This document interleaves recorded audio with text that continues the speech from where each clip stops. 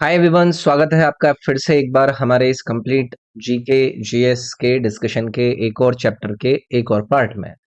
तो आपके इस चैप्टर का नाम, जैसे कि हमने पिछले पार्ट में जाना था, रिलीजियस मूवमेंट्स यानी कि धार्मिक आंदोलन। हमने पहले पार्ट के अंदर इससे संबंधित काफी सारा पोर्शन कवर किया। ये इसका पार्ट नंबर 2 होगा और ये पार्ट नंबर 2 आपके सेकंड चैप्टर का आखिरी पार्ट भी होगा। तो चलिए फिर हम इसका स्टार्टिंग करते हैं। जो टॉपिक हम अपनी आज की क्लास से यानी कि इस भाग से शुरू करेंगे वो रहेगा जैन धर्म का दर्शन यानी कि फिलॉसफी ऑफ जैनिज्म। पिछली क्लास में मैंने जैन धर्म का ओरिजिन क्या था, इनका स्प्रेड एंड ऑल, वो सारी बातें डिस्कशन की थी। फिर लास्ट में हम फिलॉसफी को जानने वाले थे। तो चलिए इस पर चर्चा हम शुरू करते हैं। एक सवाल आप लोगों से आपके एग्जाम में बनता है कि दिए गए चार विकल्प में से बताइए कि जो जैन धर्म है वो किस थ्योरी में बिलीव करता है, या फिर उस थ्योरी का नाम वो आपको देंगे और पूछा जाएगा कि बताइए कि ये जो फिलॉसफी है ये कौन से धर्म से संबंधित है। एक थ्योरी बोली जाती है जिसके अंदर जैन धर्म के अनुयायी बिलीव किया करते थे, उसको कहा जाता है थ्योरी ऑफ शादवेद। तो मैं यहाँ पर लिखता हूँ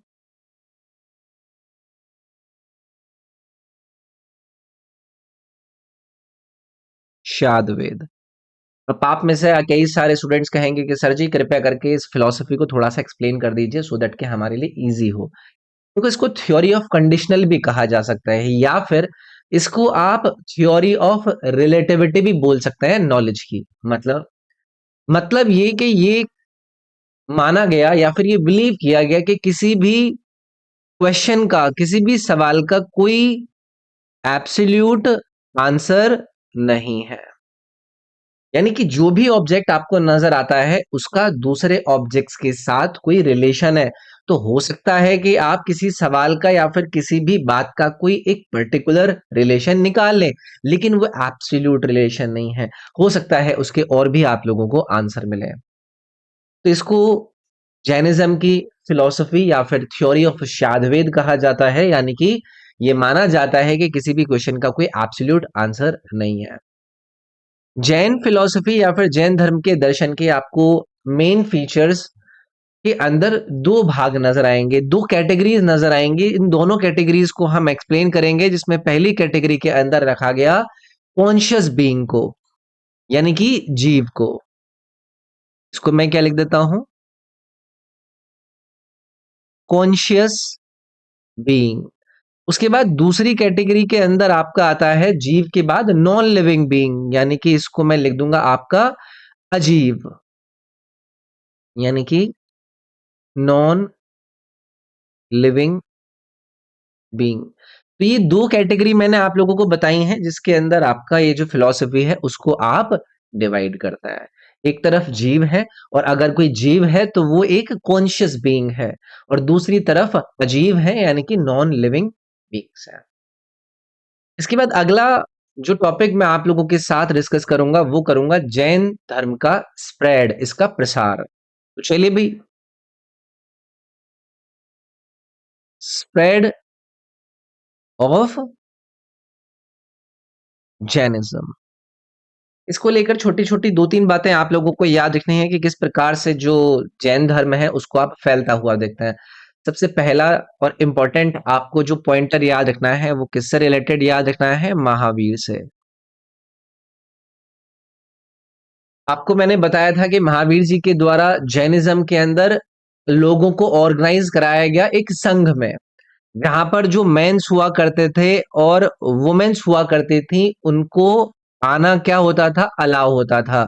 तो किस चीज को इन्होंने ऑर्गेनाइज किया है, एक संघ को।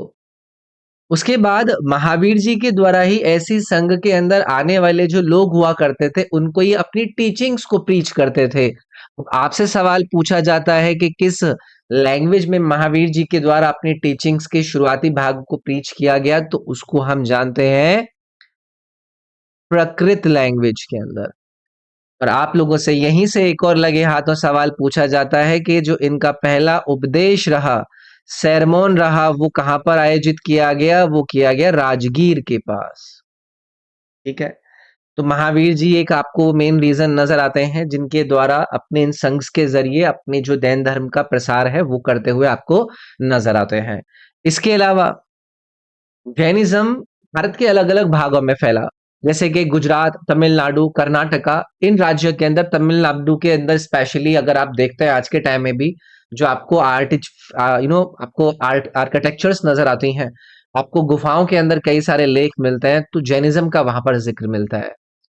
और आप लोगों से एक सवाल पूछा जाता है कि कर्नाटका के अंदर जैन धर्म का स्प्रेड का जो श्रेय है वो किसे दिया गया, तो उसमें आप लोगों को याद रखना होता है चंद्रगुप्त मौर्य को,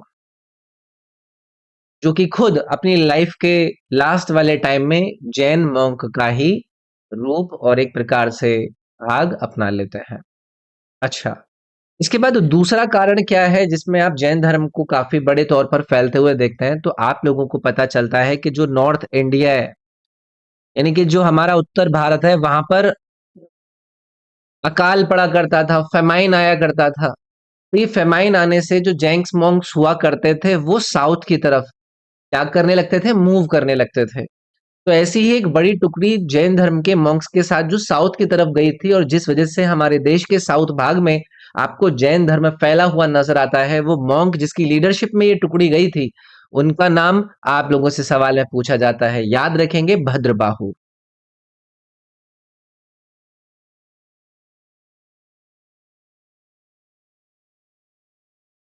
ये सवाल कई बार आपके एग्जाम के अंदर पूछा गया है।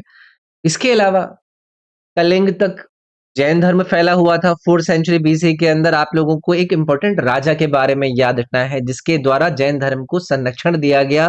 वो कौन है? वो है खारवेला। मैं यहां पर लिख देता हूं, खारवेला। अब आप लोगों से सवाल कैसे पूछेंगे? वो यहीं से इस किंग का नाम देकर पूछ लेंगे कि बताइए कि दिए गए 4 विकल्प में से वो कौन से राजा हैं जिनका संरक्षण प्राप्त हुआ बौद्ध धर्म को, सॉरी जैन धर्म का। तो ऐसी चीजें आपसे पूछी जाती हैं। अब यहाँ पर यार मैं आप लोगों के साथ डिस्कस करूंगा जो दो इंपॉर्टेंट जैन काउंसिल कराई गई। तो यहाँ पर हम जैन काउंसिल्स लिखेंगे।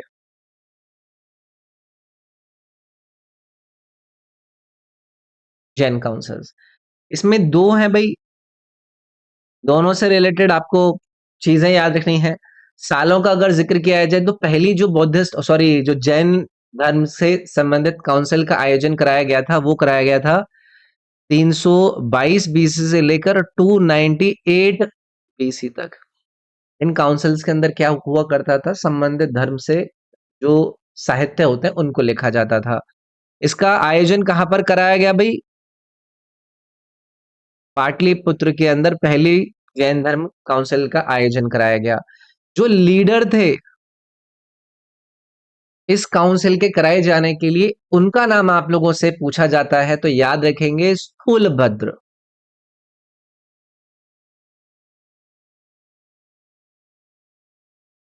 ये नाम बहुत बार आपसे पूछा गया है। और इसके अलावा आप लोगों से पूछा जाएगा कि इन काउंसिल के जो काम हुए, इनके जो मुख्य बिंदु हैं वो बताइए। तो आपके इस पहली जैन काउंसिल के अंदर 12 अंक्स को क्या किया गया? कंपाइल किया गया। तो ये मेन पॉइंट रहा आपकी पहली जैन काउंसिल का। दूसरी जैन काउंसिल का आयोजन होने में भाई लग गए लगभग लगभग 800 साल। और ये आयोजित कराई गई 512 एडी के अंदर। कहां पर कराई गई? वल्लभी के अंदर कराई गई। और जो लीडर सेकंड जैन काउंसिल के आप लोगों को नजर आते हैं वो कौन है? देवारिधि। देवारिधि। इसके अंदर क्या हुआ? जो पहले 12 अंगों को कंपाइल किया गया था ना 800 साल पहले पहली जैन काउंसिल के अंदर, ये 12 जो अंग थे, ठीक है, जो एक तरीके से हो चुके थे या फिर उनका ज्यादा जिक्र नहीं मिलता था, इन 12 लॉस्ट अंक को कंपाइल किया गया दोबारा से। और इसके अलावा 12 उपांग को क्रिएट किया गया।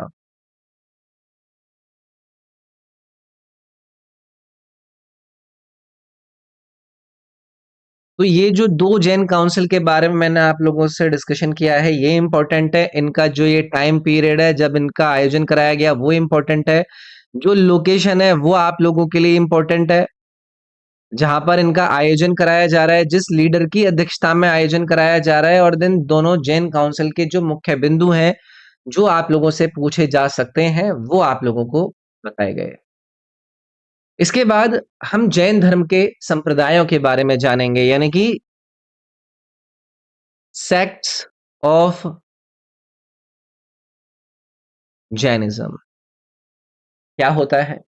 देखो, महावीर जी के 11 डिसिपल्स हुआ करते थे, अनुयायी हुआ करते थे। तो मैं यहाँ पर महावीर जी का नाम लूंगा।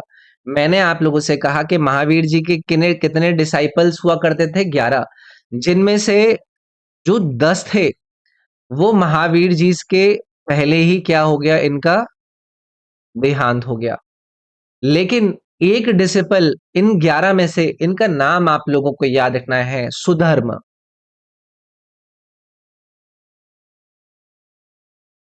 सुधर्म एकमात्र ऐसा अनुयायी था जो कि इनकी डेथ के बाद भी जीवित रहते हैं, और ये पहले क्या बनते हैं, खेड़ा बनते हैं। फर्स्ट खेड़ा। खेड़ा का मतलब हो गया एक तरीके से पॉइंटिफ। पॉइंटिफ का मतलब हो गया एक तरीके से हिंदी में अगर मैं आप लोगों से कहूं, पुजारी, जो आपकी टीचिंग्स को आगे बढ़ाएंगे। ठीक है, तो ये छोटे से फैक्ट जो मैंने आपके साथ डिस्कस किए इनको याद रखिएगा।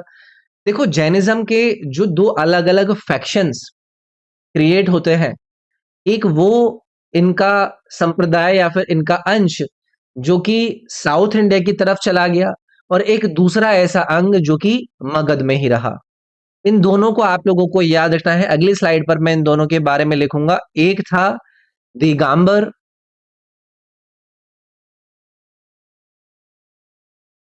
और दूसरा याद रखिएगा श्वेतांबर।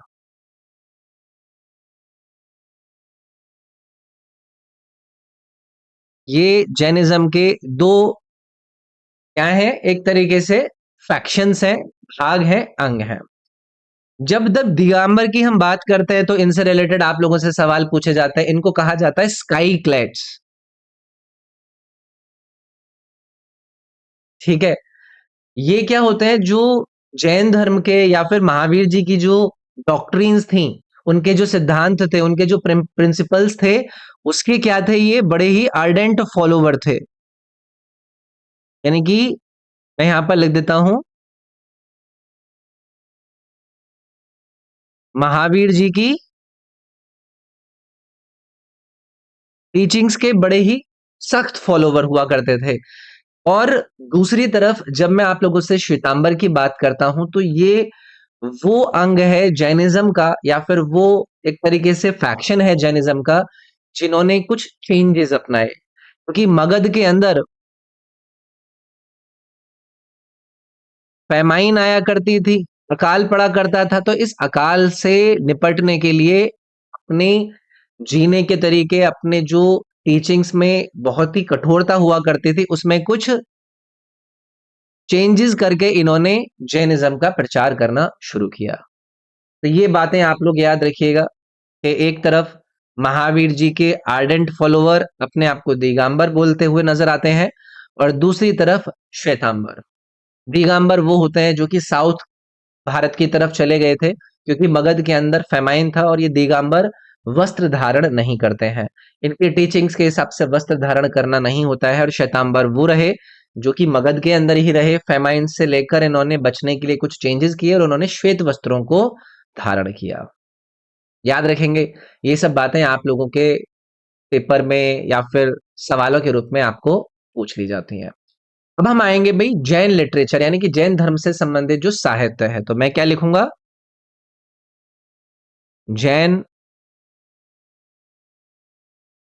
लिटरेचर, यानी कि जैन साहित्य क्या है भैया। देखो, हर धर्म के कुछ साहित्यिक ग्रंथ हैं।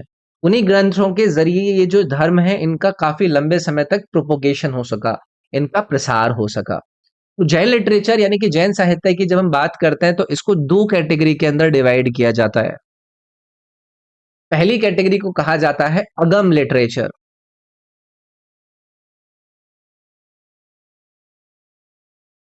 और दूसरी कैटेगरी को कहा जाता है नॉन अगम लिटरेचर, यानी कि गैर अगम साहित्य। अब क्या हो रहा है, जब हम अगम लिटरेचर की बात करते हैं ना, तो इसके अंदर आपको कुछ नंबर्स दिए जाते हैं, जैसे कि अंग हुआ करते थे। जो पहली जैन काउंसिल के अंदर कुछ अंगों को कंपाइल किया गया था, तो इस अगम लिटरेचर के अंदर कितने अंग हुआ करते थे? 12 अंग हुआ करते थे।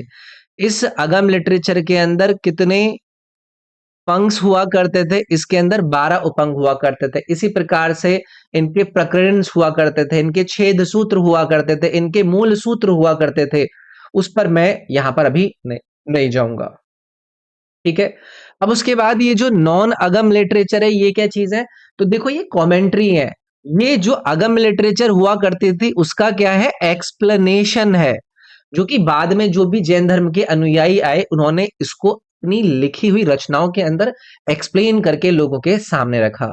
जैसे कि आप लोगों से पूछा जाएगा एक नाम, कल्प सूत्र का।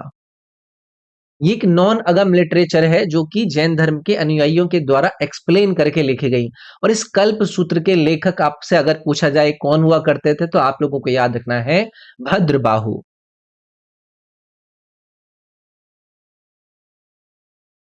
ऐसे ही आप लोगों से पूछा जाएगा थेरावली,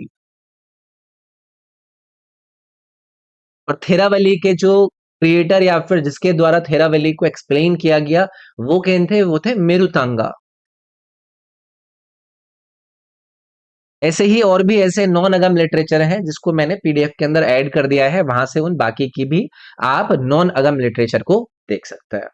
इसके बाद आएंगे हम जैन आर्किटेक्चर पे। आइए भाई,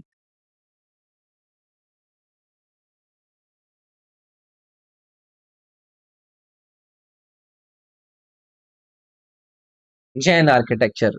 जैन आर्किटेक्चर का डिस्कशन इसलिए इंपॉर्टेंट हो जाता है, क्योंकि आपकी परीक्षाओं में कुछ जगह पूछ ली जाती है, कुछ जैन मंदिरों के बारे में पूछ लिया जाता है, उनकी लोकेशन पूछ ली जाती है, या फिर लोकेशन देकर पूछ लिया जाता है कि बताइए कौन से धर्म से संबंधित है। तो देखो, जो सबसे शुरुआती एविडेंस मिलते हैं जैन आर्किटेक्चर के, वो पाए गए उड़ीसा की गुफाओं से।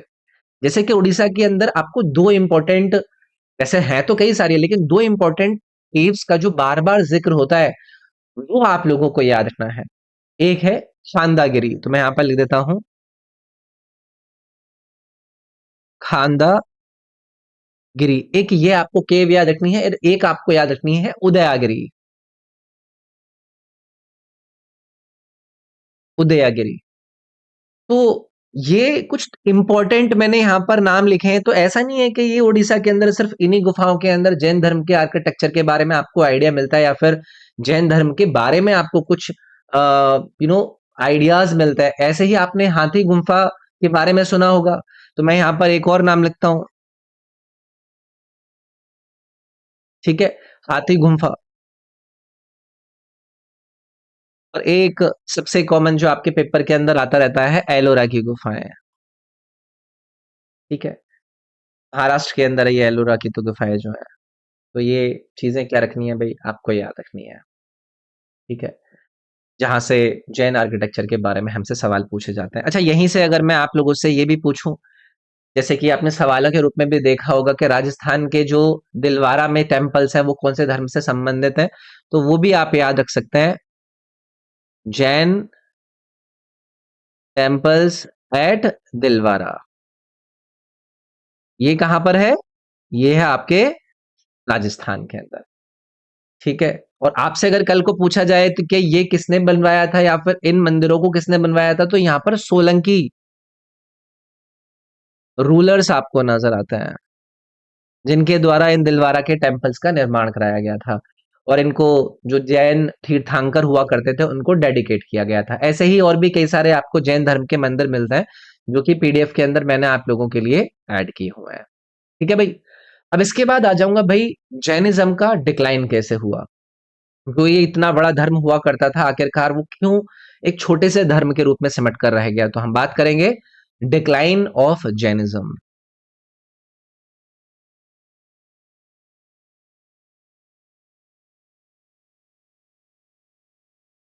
जैन धर्म का पतन। देखो, कई सारे रीजन जैन धर्म के डिक्लाइन को लेकर दिए जाते हैं, जैसे कि जो पहला रीजन दिया जाता है ना, वो दिया जाता है लैक ऑफ रॉयल पैट्रोनेज।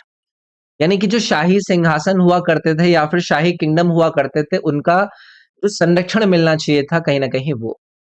तो हर्षवर्धन और कनिष्क के नो ये जो नाम आपने सुने होंगे, ये दोनों बड़े बड़े नाम कौन से धर्म को प्रमोट करते हैं? बुद्धिज्म को। बाकी के ऐसे जो बाद के बड़े बड़े किंग हुआ करते थे, इन्होंने बुद्धिज्म पर ज्यादा जोर देना शुरू कर दिया और उसकी वजह से ये जो जैनिज्म है वो डिक्लाइन करता चला गया। ठीक है। इसके अलावा दूसरा कारण बताया जाता है, जो मॉन्क्स हुआ करते थे जिनका संबंध जैन धर्म से होता था, वो बड़ी ही इजी लिविंग रहा करते थे। यानी कि इनके जो मॉन्क हुआ करते थे वो एफर्ट नहीं लगाते थे कि भाई जैन धर्म को पॉपुलराइज किया जाए। जो ट्रेडर हुआ करते थे, जो मर्चेंट हुआ करते थे, वो बहुत ही लॉयल रहा करते थे कि हाँ जी हम जैन धर्म का अनुसरण करते हैं, लेकिन उसको स्प्रेड नहीं करते थे, उसको प्रमोट नहीं करते थे। अब अगर आपको पता है किसी चीज का आप प्रमोशन नहीं करेंगे तो उसको जानेगा कैसे, और वो धीरे धीरे करके फिर डिक्लाइन हो जाएगा। इसके अलावा तीसरी चीज है जैन फिलॉसफी। ये क्या चीज है? तो देखो, जो जैन धर्म की फिलॉसफी की हम बात करते हैं ना, तो ये बहुत ज्यादा कठोर हुआ करती थी। इसमें कॉमन लोगों से आपको उतना दूर वो भगने की कोशिश करते थे कि यार इसमें जाएंगे ना तो सही नहीं है, बहुत ज्यादा कठोर है, हमें ऐसे ऐसे करके रहना पड़ेगा। तो अलग अलग तरीके की इनकी फिलॉसफी है जिसकी वजह से लोग दूर हटने लग गए। और फिर उसके बाद चौथा रीजन, जैसा अभी हमने पीछे इनके सेक्ट के डिवीजन के बारे में बताया, तो वही है इसका चौथा रीजन, डिवीजन ऑफ जैनिज्म। यानी कि जैन धर्म का विभाजन। क्योंकि बाद के फेज में जो जैन धर्म था वो दो मेन फैक्शंस में डिवाइड हो गया था, श्वेतांबर और दिगंबर। और जिसकी वजह से जो दोनों के फॉलोवर्स हुआ करते थे वो एक दूसरे की ही एक तरीके से साथ में ना मिलना और उनके विचार डिफरेंट डिफरेंट हो जाना, तो ये एक कारण बनता है जैन धर्म के डिक्लाइन होने का, पतन होने का। पूछे नहीं जाएंगे, बट क्योंकि हम इसको स्टडी कर रहे हैं तो हमें रीजंस पता होने चाहिए। तो अभी तक मैंने आप लोगों से जैन धर्म के बारे में डिस्कशन किया, इसकी फिलॉसफी, इसका डिक्लाइन, आर्किटेक्चर, इनकी लिटरेचर, इन सभी बातों पर। अब मैं आप लोगों के साथ जो अपने इस रिलीजियस मूवमेंट्स टॉपिक का दूसरा इंपॉर्टेंट धर्म डिस्कस करने जा रहा हूं, उसका नाम है बुद्धिज्म,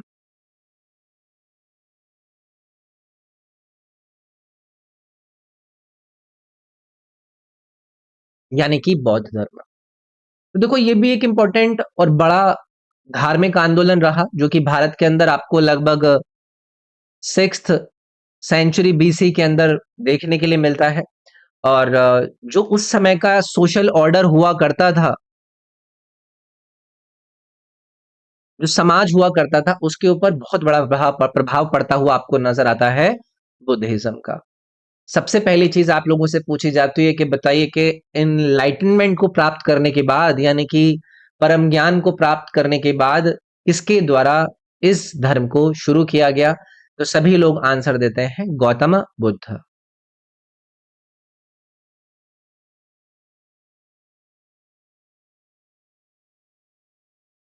गौतम बुद्ध। तो गौतम बुद्ध जी से रिलेटेड कुछ चर्चा हो जाए। आप लोगों को पता है गौतम बुद्ध, जिनको हम सिद्धार्थ के रूप में भी जानते हैं,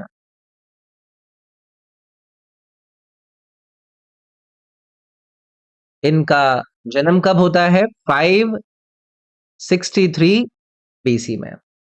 आप लोगों से पूछा जाएगा जिस क्लैन के अंदर ये पैदा हुए थे वो क्लैन कौन सी हुआ करती थी? वो हुआ करती थी शाक्य क्षत्रिय क्लैन। तो मैं यहां पर इनका नाम लिख देता हूं क्लैन का, शाक्य क्षत्रिय क्लैन के अंदर। कहां पर हुआ था? लुम्बिनी में। ये लुम्बिनी कहाँ है? ये नियर कपिल वस्तु में है। और ये एक डिस्ट्रिक्ट पड़ता है नेपाल के अंदर, वहां पर है। तो ये चीज आपको याद रखनी है। सिद्धार्थ के फादर का नाम आप लोगों से पूछा जाता है या फिर इनके फादर का नाम देकर पूछा जाता है कि वो कौन सी क्लैन से हुआ करते थे? तो क्लैन आपको पता है कि साक्य क्लैन हुआ करते थे। इनके पिता का नाम था शुद्धोधन। ठीक है। ये इम्पोर्टेंट हो जाता है क्योंकि पूछ लिए जाते हैं, ठीक है? पिताजी के नाम, माताजी के नाम। तो एक कपिलवस्तु के एक इम्पोर्टेंट निर्वाचित रूलर हुआ करते थे। इनकी जो रिपब्लिकन क्लैन हुआ करती थी ना, शाक्का क्लैन, उसके चुनकर लाए गए इम्पोर्टेंट रूलर हुआ करते थे। अब इनकी जो माताजी हैं, वास्तविक जो इनकी माता हुआ करती थी, उनका नाम क्या था? माया। तो इनका देहांत हो गया था जब इनका जन्म हुआ था, उसके लगभग 7 दिन बाद। और इनकी माताजी की डेथ के बाद इनको ना इनकी एक सौतेली माँ के द्वारा इनका पालन पोषण किया गया, जिनका नाम क्या था? महाप्रजापति गौतमी। तो इनकी मैं यहाँ पर फॉस्टर मदर का नाम लिखता हूँ, महाप्रजापति गौतमी। देखो ये नाम वगैरह को लेकर यहाँ पर परेशान मत होना कि सर स्पेलिंग नहीं दिख रही है। पीडीएफ में सारी चीजें मैंने डाल रखी हैं, तो उससे आप लोगों को क्लैरिटी मिल जाएगी। तो इस पर थोड़ी सी चर्चा कर लेते हैं। देखो शुरुआत से ही, यानी कि अपने बचपन से ही महात्मा बुद्ध जी के बारे में ऐसा कहा जाता है कि ये अपनी ना माइंड की बड़ी ही मेडिटेटिव स्टेट को शो किया करते थे। लोगों को लगता था कि यार ये ध्यान मुद्रा में रहते हैं। इसके बाद समय बीतता है, बहुत सारी कहानियां भी हैं। जब ये 29 साल के होते हैं, तो ये अपना जो वैवाहिक जीवन था उसको छोड़ देते हैं और ये निकल जाते हैं। अपनी जो लाइफ है उसको एक अलग रास्ते पर ले जाते हैं। और ये कुछ ऐसी सिचुएशंस देखते हैं, एक ओल्ड मैन को देखते हैं, एक बीमार आदमी को देखते हैं, एक डेड बॉडी को देखते हैं, और जिस प्रोसेस में ये सारी चीजें देख रहे थे उसके बाद इनको ये लगता है कि भाई मुझे तो कुछ पता ही नहीं है और मुझे इस जीवन के बारे में एक्चुअली में जानना है। इस 29 वर्ष की उम्र के लगभग 6-7 सालों तक ये इधर उधर घूमते रहे। और जब ये 35 वर्ष के हुए, फाइनली इनको इनलाइटनमेंट की प्राप्ति हुई। और आप लोगों से सवाल पूछा जाएगा कि इनको जो ये इनलाइटनमेंट की प्राप्ति हुई वो कहां पर प्राप्त हुई? एक पीपल के वृक्ष के नीचे, जिसको कहां पर लोकेटेड पाया गया? बौद्ध गया के अंदर, ठीक है। और इनके इस इनलाइटनमेंट के बाद ही इनको बौद्ध कहा जाने लगा। यानी कि आपसे एक सवाल पूछा जाता है कि जो शब्द है बुद्धा, इसका मतलब क्या है? तो कि ऐसा व्यक्ति जिसने इनलाइटन प्राप्त कर लिया हो, जिसको परम ज्ञान की प्राप्ति हो गई हो। The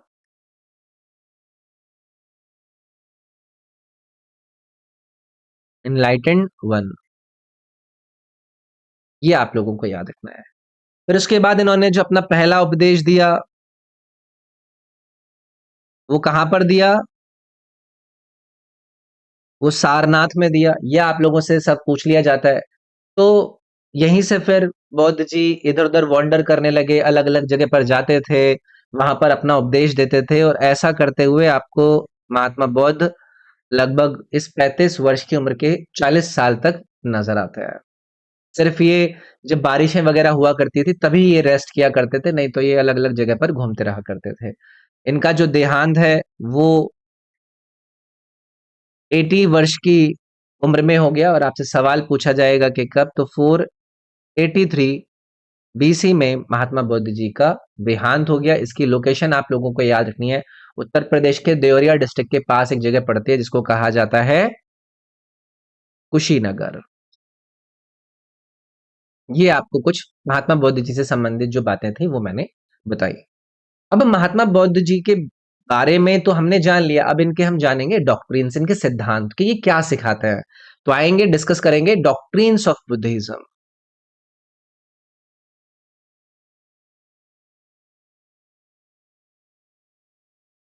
doctrines of Buddhism. तो देखो बुद्धा जी ने 4 अपने आर्य सत्यों को सामने रखा कि ये परम सत्य हैं, और वो परम सत्यों के बारे में सवाल आप लोगों से पूछ लिए जाते हैं। ये बताइए दिए गए 4 विकल्प में से कौन सा बुद्धिज्म की डॉक्ट्रिन्स का नोबल ट्रुथ नहीं है? पहली चीज, दुख। दुख, ये कहते हैं कि पूरा जो वर्ल्ड है वो भैया दुखों से भरा हुआ है।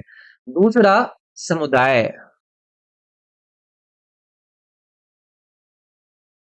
मतलब ये कहते हैं कि जो डिजायर है, जो आपकी चाहत है, वही आपका रूट कॉज है, यानी कि वही कारण है आपके इन दुखों का।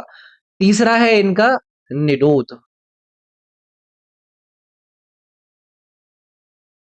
मतलब जो निर्वाणा है, जो आपको परमार्थ की प्राप्ति अगर अटेन करनी है, तो आपको क्या करना होगा? अपने इन सॉरोज को, अपने इन दुखों पर आपको विजय प्राप्त करनी होगी। और चौथा है मार्ग।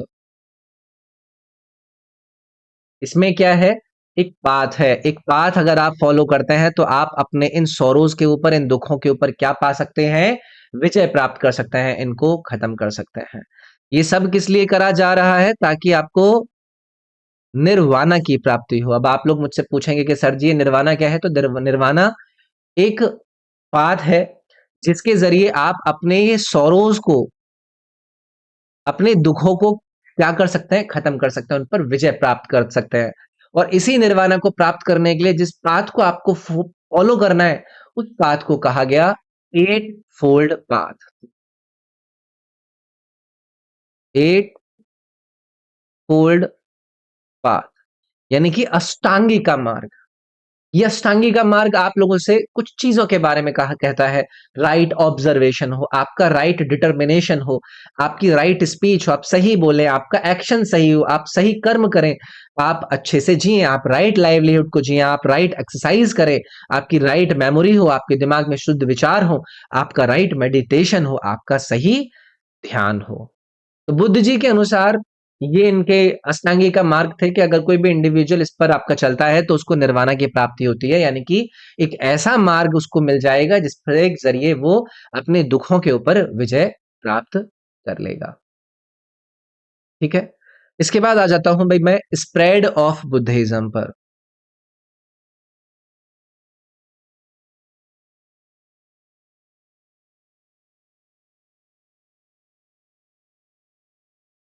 बुद्धिज्म का जो प्रसार है, देखो, बुद्धिज्म को रिकॉग्नाइज करने के लिए आपको पता है कि इन्होंने शुरुआत में कह दिया था कि भगवान है, हमें नहीं पता है। इन्होंने रिकॉग्नाइज नहीं किया कि भगवान होता है।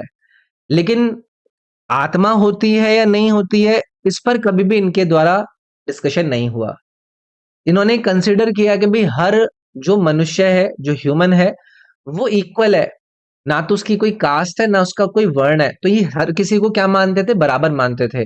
इसीलिए वो जो लोग हुआ करते थे, जो कॉमन लोग हुआ करते थे, जो कि अपने आप को इन वर्ण व्यवस्था, कास्ट प्रथा से अपने आप को ऐसा मानते थे कि यार हम अलग है, उन्होंने इसको क्या किया? बुद्धिज्म को ज्वाइन करना शुरू किया। महिलाएं जिनको आमतौर पर उस समय पर किसी भी जगह पर इतना वैल्यू नहीं मिला करती थी, उनको भी बौद्ध धर्म के जो संघ हुआ करते थे उसमें क्या मिलनी शुरू हुई? जगह मिलनी शुरू हुई। कई सारे लोग बड़े तौर पर बुद्धिज्म से जुड़े। ठीक है। तो ये एक इंपॉर्टेंट चीज है। बौद्ध जी की जो पर्सनालिटी है, उनकी जो मैथडोलॉजीज थी, उनके जो तरीके थे, उसने बहुत सारे लोगों को जोड़ा। इतने समय तक वो अपने जो उपदेश थे वो दिया करते थे, वो एक बड़ा जरिया बना बौद्धिज्म के प्रचार के अंदर। इसके बाद पाली लैंग्वेज, पाली भाषा का इस्तेमाल किया गया इस धर्म को प्रोपोगेट करने में।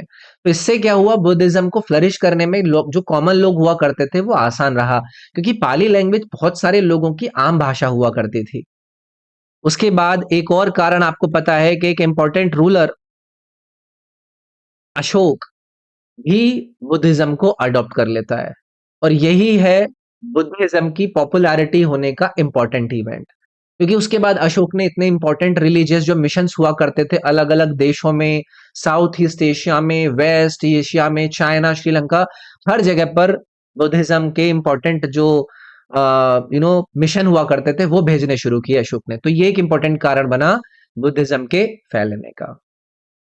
इसके बाद आते हैं भाई हम बुद्धिस्ट काउंसिल पर, और फिर हम आज की इस क्लास को खत्म करेंगे। Buddhist councils. तो देखो भाई, आपको 4 काउंसिल याद रखनी है बौद्ध धर्म से रिलेटेड, जिससे सवाल आपके बहुत ज्यादा बनते हैं। तो जब हम फर्स्ट बुद्धिस्ट काउंसिल की बात करते हैं तो आप लोगों को याद रखना है, ये है सतपनी केव। सतपनी केव लोकेशन की अगर बात करें तो राजगीर के अंदर। राजगीर। साल अगर आपसे पूछा जाएगा तो 483 बीसी में इस पहली बुद्धिस्ट काउंसिल का आयोजन किया गया। जो इसके प्रेसिडेंट थे उनका नाम इंपॉर्टेंट है, याद रखिएगा, महाकश्यप। महाकश्यप ये प्रेसिडेंट थे जो इनकी पहली बुद्धिस्ट काउंसिल थी। और जिस रूलर या फिर किंग के संरक्षण में इस पहली बुद्धिस्ट काउंसिल का आयोजन कराया गया वो था अजात शत्रु। ये सारे के सारे रूलर्स के बारे में आगे मैं आप लोगों को बताऊंगा। फिर आती है भाई आपकी सेकेंड बुद्धिस्ट काउंसिल जिसका आयोजन कराया गया वैशाली में। इसका आयोजन कब कराया गया? 383 बीसी में, यानी कि 100वें हैप्पी बर्थडे के दिन। और जो प्रेसिडेंट थे इस दूसरी बुद्धिस्ट काउंसिल के वो कौन थे? सबाकमी। और जिस राजा का संरक्षण प्राप्त था इस सेकेंड बुद्धिस्ट काउंसिल को वो कौन था? वो था काल अशोक। फिर हुई थर्ड बुद्धिस्ट काउंसिल जिसका आयोजन पाटलिपुत्र के अंदर कराया गया। कब कराया गया? 250 बीसी में कराया गया। प्रेसिडेंट कौन थे? मोगलीपुत्र तिस्सा। और जो राजा जिसका संरक्षण प्राप्त था वो कौन थे? वो थे अशोक। फिर होती है फोर्थ और अंतिम इंपॉर्टेंट बुद्धिस्ट काउंसिल जिसका आयोजन कराया गया कश्मीर में। जो वर्ष जिसको इस पे आयोजित किया गया था वो था फर्स्ट सेंचुरी एडी। और जिस प्रेसिडेंट के अंडर में इसका आयोजन किया गया वो कौन थे? वो थे वासुमित्र। और जो किंग था वो कौन था? कनिष्क। तो याद रखेंगे भाई, ये सवाल आप लोगों से पूछ लिए जाते हैं जिनको लेकर आपकी कुछ कुछ चीजें बनती है। बाकी जो आपका थोड़ा बहुत बुद्ध धर्म से संबंधित आपका बचता है वो मैं पीडीएफ में ऐड कर दूंगा कि जो बौद्धिज्म है वो कैसे डिक्लाइन करने लग गया, क्या कारण थे, जैन धर्म और बौद्ध धर्म के बीच में क्या सिमिलैरिटी थी। और भी जो एक दो आपके इंपॉर्टेंट धर्म थे जैसे कि भगवतिज्म, वहां पर वन गॉड को माना जाना शुरू होने लग गया, वहां पर विष्णु की बात होने लगी, वहां पर वासुदेव कृष्ण की बात होने लगी, वो मैं आपकी पीडीएफ के अंदर डाल दूंगा। आइडल मूर्ति पूजा वहां पर शुरू हो जाती है। इस्लाम के बारे में, या फिर एक काम करेंगे इस पर एक और पार्ट रख लेते हैं। इसको लास्ट पार्ट नहीं रखते हैं क्योंकि उनका भी डिस्कशन इंपॉर्टेंट है। अगली क्लास के अंदर यानी कि इसके सेकंड पार्ट के अंदर मैं बुद्धिज्म के डिक्लाइन के कॉजेज के बारे में डिस्कशन करूंगा। Causes of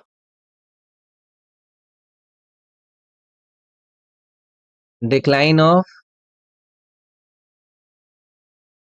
Buddhism. ठीक है, ये अगले पार्ट में भी, इसमें एक पार्ट और डिस्कस कर लेते हैं क्योंकि उसके बाद भगवतिज्म है, उसके अंदर कई सारी चीजें हैं, फिर इस्लाम एक नया डायनेमिक सोर्स नजर आएगा। तो छोटा पार्ट होगा अगला वाला, उसमें डिस्कस कर लेंगे। इसमें इतना ही। Thank you, take care.